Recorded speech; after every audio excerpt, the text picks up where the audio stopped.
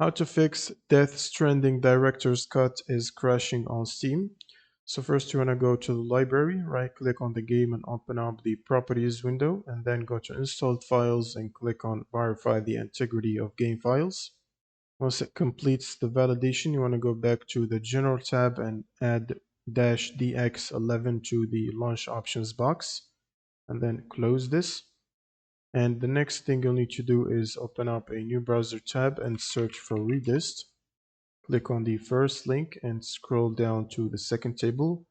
Now from here you want to download the 86 and the 64 version of the redistributables, both of them, and install them individually.